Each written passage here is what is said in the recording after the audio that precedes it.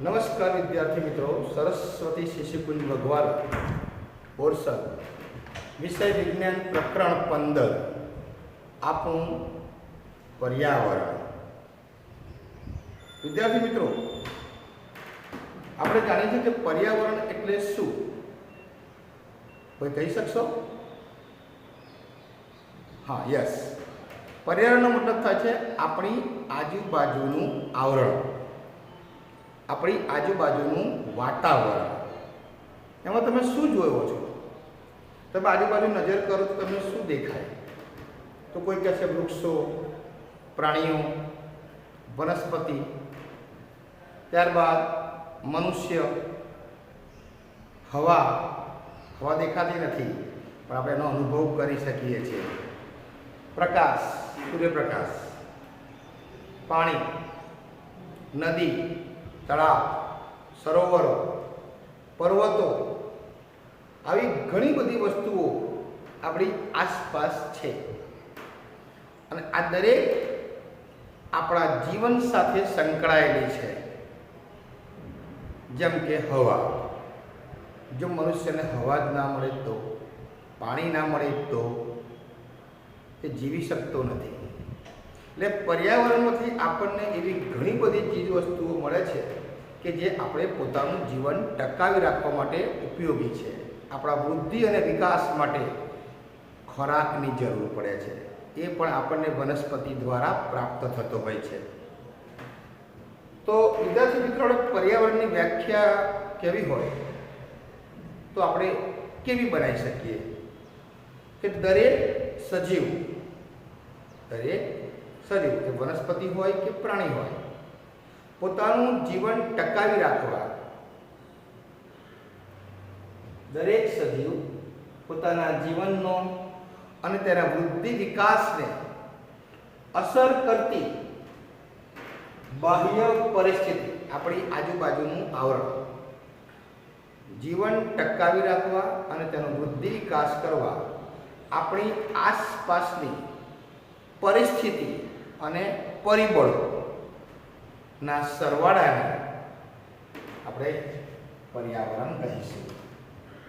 પરિસ્થિતિ અને પરિબળોના સરવાળાને, જે આપણા જીવનમાં ખૂબ જ ઉપયોગી છે, તેને આપણે પર્યાવરણ કહીશું.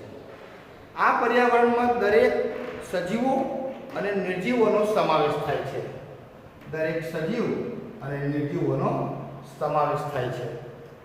બધા સજીવો એકબીજા સાથે જોડાયેલા છે, એકબીજા ઉપર આધાર રાખતા હોય છે, એકબીજા સાથે આંતરક્રિયા કરતા હોય છે.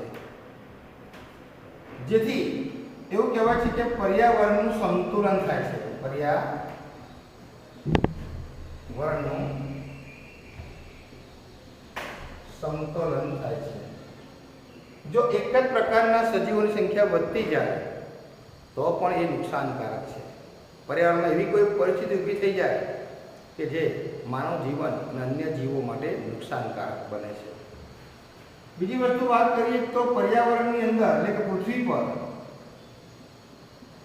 તમે જો વાતાવરણ સતત બદલાય છે, આબોહવા બદલાતી રહે છે. શિયાળો, ઉનાળો, ચોમાસું, ઘણી વાર તો આપણને ઉનાળામાં વરસાદ પડે એવો અનુભવ પણ થયો હશે.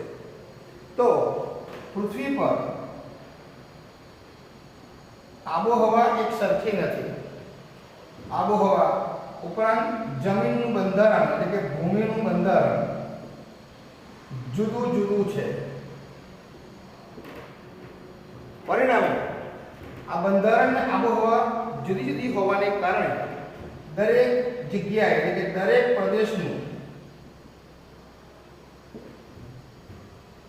પ્રદેશની આબોહવા અલગ અલગ છે. આબોહવા જુદી છે, તેથી તેનું પર્યાવરણ પણ બદલાઈ જતું હોય છે. અને આવા પર્યાવરણની અંદર સજીવો જન્મ લે છે, મૃત્યુ પણ પામે છે. પણ જીવન અને મૃત્યુની વચ્ચે એ આ પર્યાવરણની અંદર અનુકૂળ થવાનો પ્રયત્ન કરે છે. સજીવો જન્મે છે અને પર્યાવરણમાં અનુકૂલિત થાય છે. તેના સંયુગ બંધારણ બદલ્યા છે. જેવું પર્યાવરણ બદલાય એ પોતાને અનુકૂળ થવાનો પ્રયત્ન કરે છે. તો આ હતું આપણું પર્યાવરણ. વિદ્યાર્થી મિત્રો, હવે આપણો ટોપિક આવે છે એક નિવસન તંત્ર. આ નિવસન તંત્રની અંદર સજીવો અને નિર્જીવો બંને વસવાટ કરે છે. તો સજીવ તરીકે વાત કરીએ આપણે, તો આપણે પોતે મનુષ્ય અને દરેક પ્રકારના પ્રાણીઓ, વનસ્પતિનો સમાવેશ થાય છે. એટલે કે વનસ્પતિ અને પ્રાણી સજીવ એ બધા જ સજીવ છે. તો આ સજીવો અને નિર્જીવો આ બંને એકબીજા સાથે ભેગા થઈ જાય. આ પ્રશ્ન થશે નિર્જીવ તરીકે શું? તો નિર્જીવ તરીકે આપણે કહીએ હવા, પાણી, પ્રકાશ, તાપમાન, ભેજ, વરસાદ, ભૂમિ, આ બધું જ નિર્જીવ. જ્યારે બધા જ વનસ્પતિઓ અને પ્રાણીઓ આ બધા સજીવ અને નિર્જીવની અંદર આપણે ગણીએ છીએ. વિદ્યાર્થી મિત્રો, એવું કહેવાય છે કે આ જે સજીવો છે એને વિજ્ઞાનની અંદર બહુ સરસ નામ આપવામાં આવ્યું છે. સજીવોને એ લોકોએ નામ આપ્યું છે જૈવિક ઘટકો.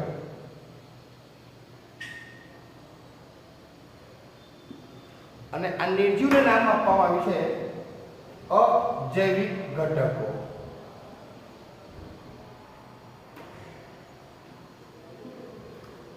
હવે જૈવિક ઘટકો એટલે કે સજીવ અને અજૈવિક ઘટકો એટલે નિર્જીવ.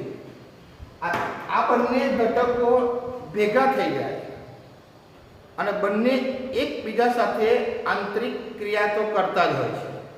એકબીજા સાથે પારસ્પરિક રીતે એ લોકો જોડાયેલા જ હોય છે. સજીવોને પણ આ તમામ ચીજ વસ્તુઓની જરૂર પડે છે. તો આપણે એની વ્યાખ્યા આપી હોય તો કંઈક આવી આપી શકાય કે નિવસન તંત્ર એટલે શું? તો નિવસન તંત્ર એટલે વ્યાખ્યા બનાવાય જૈવિક અને અજૈવિક ઘટકોથી બનેલા તંત્ર નિવસન તંત્ર કહે છે. વિદ્યાર્થી મિત્રો, આપણે વાત કરી કે નિવસન તંત્ર એટલે શું? કે તેમાં જૈવિક એટલે કે સજીવો અને અજૈવિક એટલે નિર્જીવો, જૈવિક અને અજૈવિક ઘટકોથી બનેલા તંત્રને આપણે નિવસન તંત્ર કહેવાય. હવે આ નિવસન તંત્રની વિશેષતાઓ શું છે? તો આપણે હવે એની વિશેષતાઓ જોઈએ. તો એવું કહેવાય છે કે નિવસન તંત્ર નાનું પણ હોઈ શકે છે અને કદમાં મોટું પણ હોઈ શકે છે. સપોઝ આપણે વાત કરીએ માછલી ઘર, બગીચો, દરિયો. તો તમે પૂછો છો માછલી ઘર કેમનું નિવસન તંત્ર કહેવાય?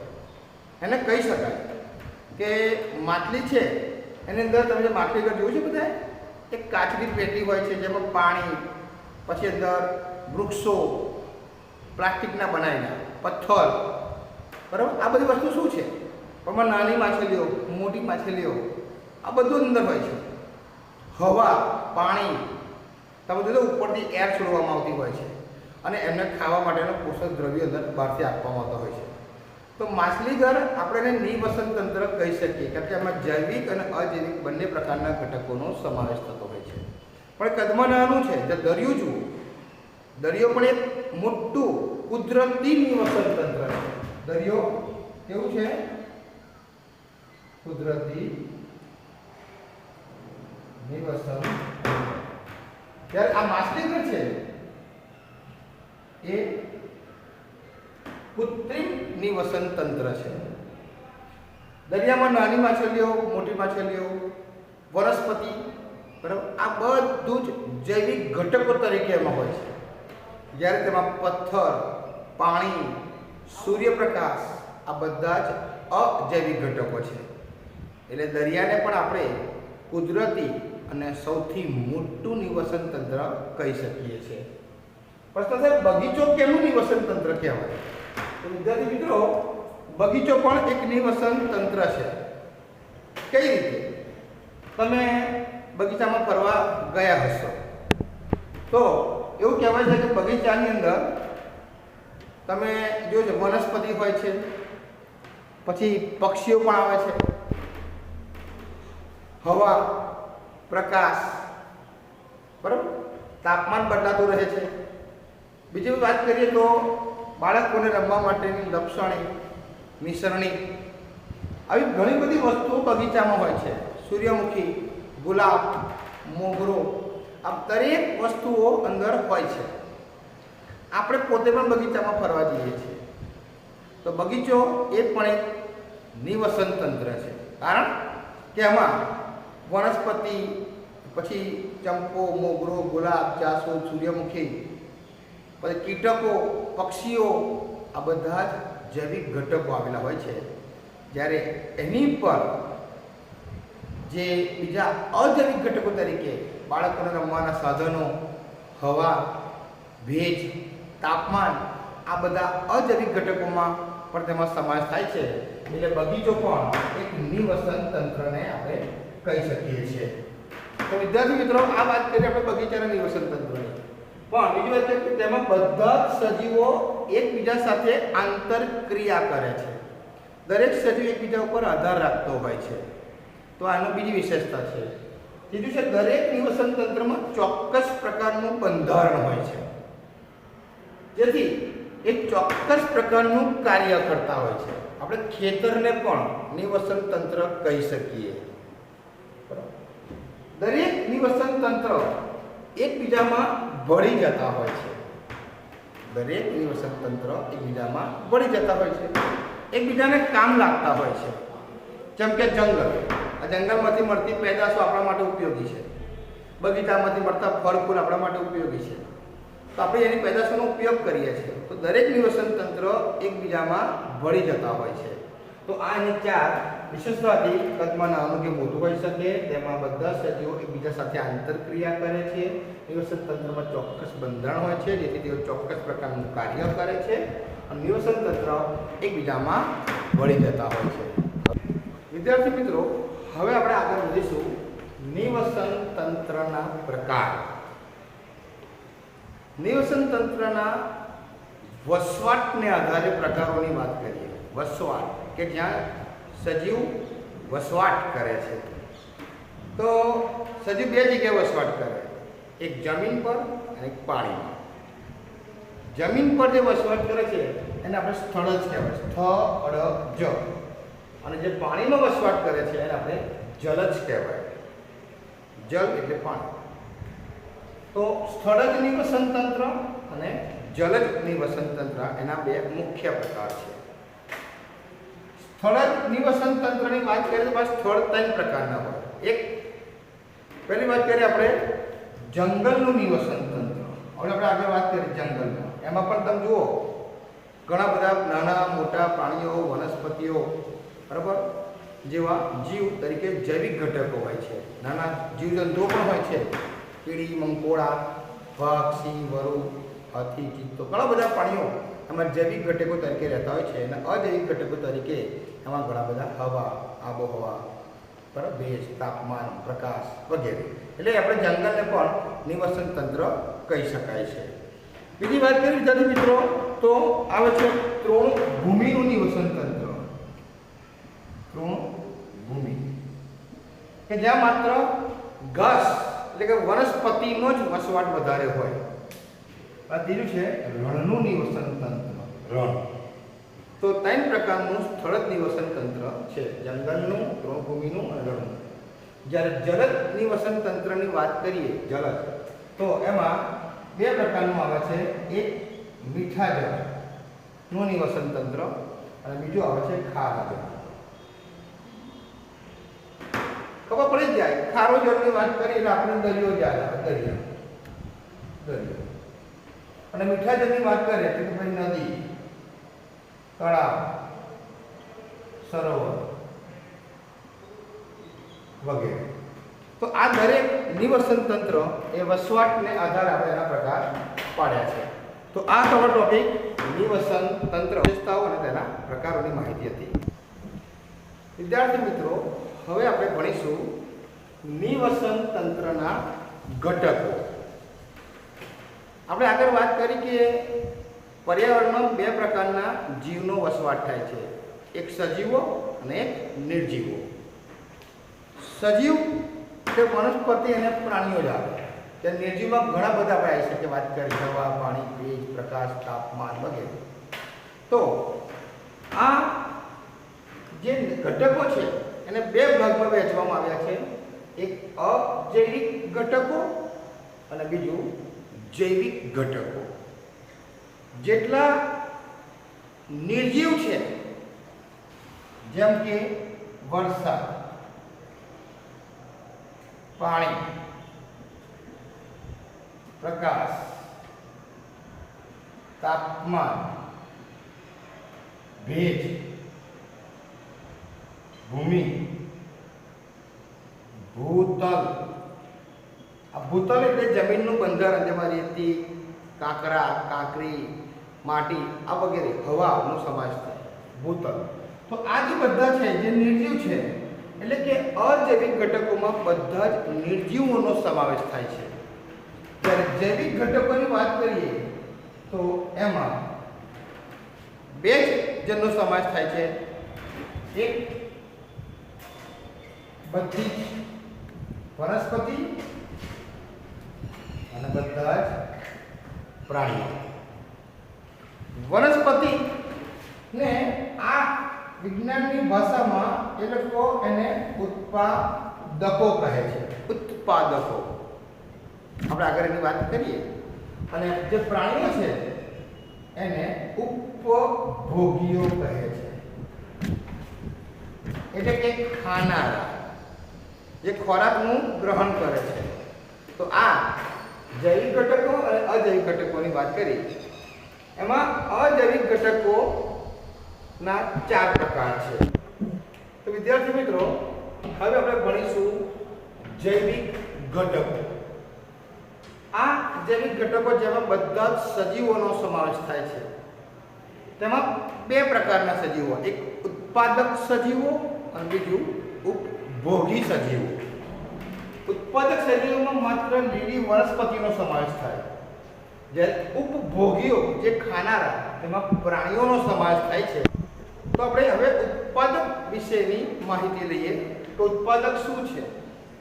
ઉત્પાદક એટલે જ્યાંથી ઉર્જાનો ઉદ્ભવ થતો હોય. તો વનસ્પતિ, લીલી વનસ્પતિ, લીલી વનસ્પતિને ઉત્પાદક તરીકે ગણવામાં આવે છે, જે જમીન પર ઉગે છે. બધા પરથી પ્રશ્ન થાય આપણને કે આપણે ઉત્પાદક કેમ કહીશું એને, વનસ્પતિને? તો વનસ્પતિ સૂર્યપ્રકાશની હાજરીમાં, આપણે લખ્યું છે આગળ કે સૂર્યપ્રકાશની હાજરીમાં પ્રકાશ સંશ્લેષણની ક્રિયા કરે. આ શબ્દથી આપણે પરિચિત છે.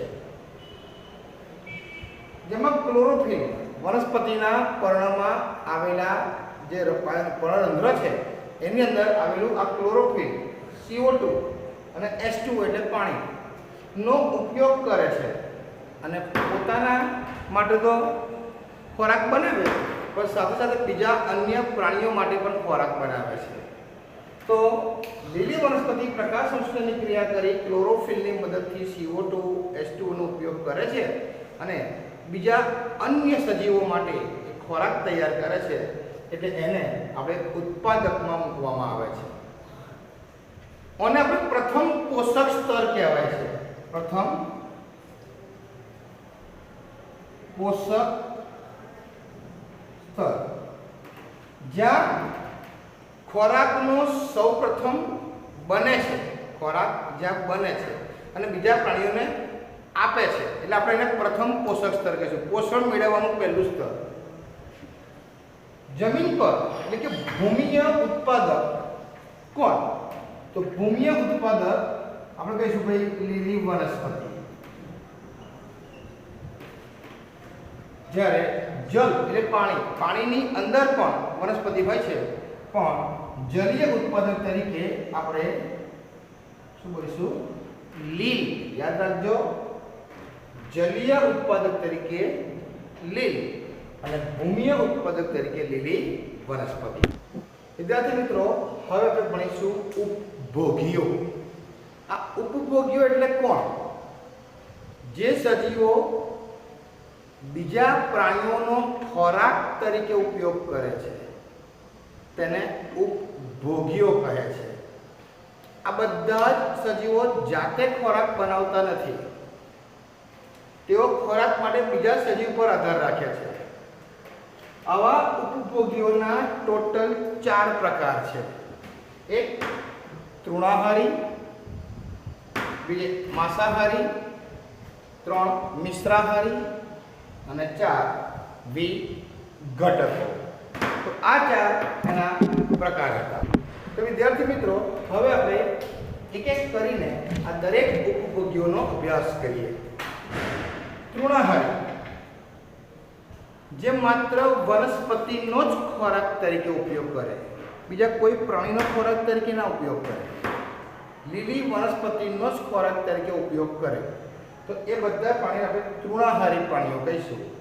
એટલે એને આપણે પ્રથમ ઉપભોગી, પહેલા ખાનારા કહીશું. તૃણાહારીને આપણે પ્રથમ ઉપભોગી કહીશું. તમને થશે પ્રથમ તો આગળ આવી ગયું, એ પ્રથમ ઉત્પાદક હતું.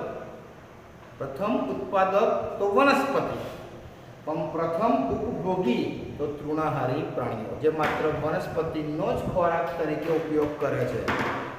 તો એમાં કયા પ્રાણીનો સમાવેશ થાય? તો એમાં ગાય, ભેંસ, બકરી. આમ તો બકરી લઈ શકીએ, પણ બકરી મિશ્રાહારીમાં જતી રહેશે. તો ગાય, ભેંસ, હરણ વગેરે.